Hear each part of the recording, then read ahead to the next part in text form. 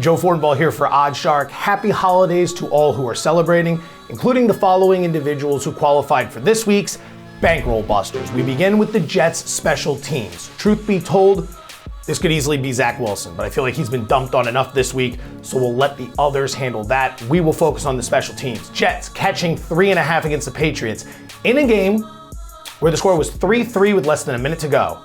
And then what do you know? An 84-yard punt return that leaves just 5 seconds on the clock. Come on, special teams. I wasn't on this game.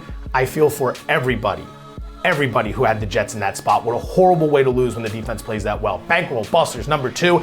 This one is personal. Pittsburgh's defense. Catching 4 at home. TJ Watt is healthy, should improve your defense. Jamar Chase is out, should help your cause against Cincinnati. We're leading by 3 at the half, and then the Bengals go on a 20-10 run in the second half. The defense couldn't get stops. I'm bitter. Some might say that's not that bad of a bankroll buster. It doesn't matter. I get to call the shots on this segment, and the Steelers were horrendous. Just get some stops or find a way to keep pace with the score. We were good the whole way until late in that game. Catharsis. And then finally, garbage time in the Buffalo-Cleveland game. If you had that under, oh my God, our sympathies go out to you. 49.5, and the pace was great the whole way. 10 points after the first quarter, 23 points at the half, and I believe it was 32 points after 3 quarters. You're doing great, all right? There's 5 minutes left to play. I wanna make sure I get this right. 38 points with less than 5 minutes to play, meaning 12 points need to be scored in the final 5 minutes for you to get beat, and then it's a Cleveland touchdown, a Buffalo field goal, and a Cleveland touchdown with 19 seconds to go. That was a dead shot under the whole way, and it didn't come through. Clear the air. That's the stuff that sucked. Let's talk about the good stuff. Best bets for Week 12 in the NFL. We start with the Washington Commanders laying 4 against the Atlanta Falcons. Love this game this week. What does Atlanta want to do? They want to run the ball. They're top 5 in the NFL in rushing attempts this season. I believe they rank 4th. Washington is elite. Number 2, according to Football Outsiders, in rush defense. They limit what the Falcons want to do and what makes the Falcons good. The Falcons are going to fall apart. I'd also bet Mariota to throw an interception in this game. Remember with Washington, if Taylor Heineke doesn't throw that late interception against Minnesota, the Commanders have won 6 straight games. Most underrated team in the NFL. Best bets number 2. The Titans, +3 over the Bengals. I am going against the line move. This opened Tennessee +1.5, went to 2, 2.5, 3. It's been nothing but Bengal money. A lot of that's because it looks like Jamar Chase might be coming back. I'm gonna play Tennessee, okay? Here's why. Since Mike Vrabel became the head coach of the Tennessee Titans in 2018, he has coached 8 regular season games in which he has had at least 10 days to prepare.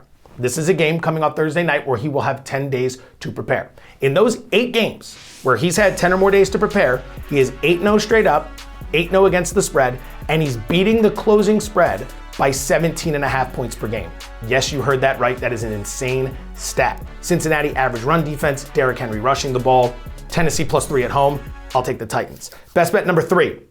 Ravens, Jaguars under 43.5 points. Jags coming off a bye at home. Defense giving up about 20 points per game, which is league average. And Lamar Jackson, is he still sick? Is he still banged up? I don't see a huge offensive output from Baltimore. Conversely, Baltimore's defense, they've been turning it on. Last 6 games, they're giving up just 16.5 points per game. That defense is coming around. Doug Peterson, he's got a little bit of an undercoach, I believe, especially coming off the bye. I don't have the trend on me right now, but we're going to play under 43.5 points, Ravens and Jaguars. All right, those are the games we really like. The games we're scared of. Trap games. 2 of them for you this week. Number 1, Seattle laying 3.5 against the Raiders. Seattle at home. Seattle off the bye. Seattle the big darling for a lot of backers this year, myself included. Raiders, terrible. Why this game opened Seattle -4 and moved to 3.5. I think some are looking at Seattle saying now they've gotten to a point where they're a bit overvalued. Looking at the Raiders, dumpster fire, right? But they are off a win, and on the season, 1-6 in 1-score games. As bad as the Raiders have been, some regression, positive regression, is predicted. So be very careful laying the points with Seattle. Trap game number 2, Chargers -3 at the Cardinals. I looked at this game earlier in the week. It was Chargers -4. I was going to pound that line. Pound it. Chargers have dropped like 3 or 4. This was an awesome get-right spot to put it on somebody. I watched the line move. I thought, what the hell is going on here? Arizona looked horrible. in that Mexico City game. Late in the game, that last George Kittle touchdown, guys getting out of the way, didn't want to tackle him. Business decisions. Looks like the locker rooms quit on Cliff Kingsbury. I wanted to be all over the Chargers. As soon as I saw that move, I realized I was in trouble. Be careful with the Chargers. Be careful with the Seahawks. If you find yourself in a situation Sunday night where we need to win it back or we want to press our action, chase mode. That's what we like to talk about here, the Sunday night game. Again, responsible bankroll management. We always got to slide that in there. But let's have some fun. Philadelphia's laying 6.5, total of 46.5 for the matchup hosting the Packers. Nothing says fun like a Sunday night over, which I won't be playing. I'll be playing the under of 46.5 points. Green Bay on the road this season, averaging just 13.6 points per game. Their offense does not travel. Green Bay, in the last 6 games since Aaron Rodgers broke his thumb, just 17.5 points per game on offense. All right, they're coming to Philadelphia Sunday night, hostile environment. Linval Joseph and Ndamukong Suh have been signed to help the run defense, which has been the big weak link for the Eagles. So some of you might be thinking, well, if you love the Eagle defense to shut down the Packer offense, why not lay the points?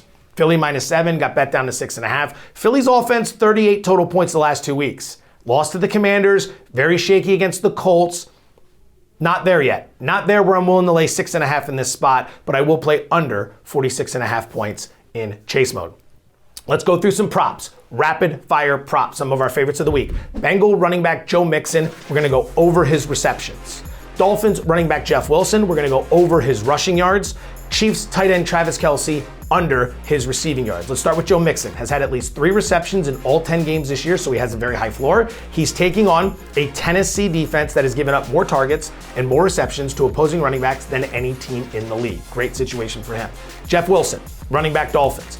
Huge favorites against Houston this week. They should be up big late in the game. They should give him a lot of carries, right? But in addition, no one is worse defending the run than the Houston Texans. Absolutely gashed week in and week out. Jeff Wilson over rushing yards. And then finally, Travis Kelce under receptions. Whoa, Fortenbaugh, Travis Kelce, how can you make this bet?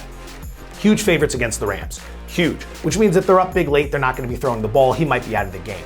More importantly, the Rams in 10 games have only given up 34 receptions to opposing tight ends. That's 3.4 per game. That is the best in the NFL. Rams limit opposing tight ends. Kelce could be in a blowout situation where his playing time is limited. Keep that in mind. We're going to go under there.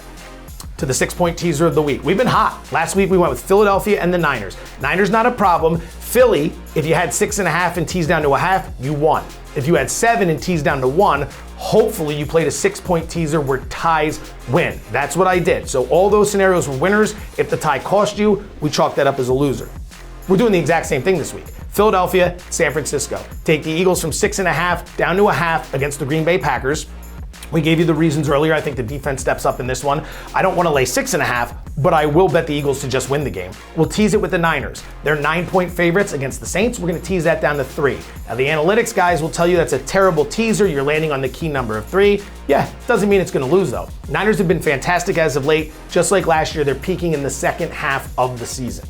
All right, Saints have been abysmal. The scoring's been terrible. The pressure brought by the Niner defense is going to disrupt Dalton. Bet him to throw an interception in this game because that is more than likely. Wouldn't be surprised if there were 2. 6-point teaser in the week. Let's see if we can keep them cooking. We've been hitting like every week. We're going back to the well with the Eagles and the Niners. Thank you for checking us out. What are we grateful for here at OddsShark? We're grateful for you, for supporting our content, for watching our videos, for reading the stuff we put up on the website, which, if you're betting the World Cup, a lot of great resources at oddshark.com right now. Thank you all. Be safe. Have a great weekend. Best of luck.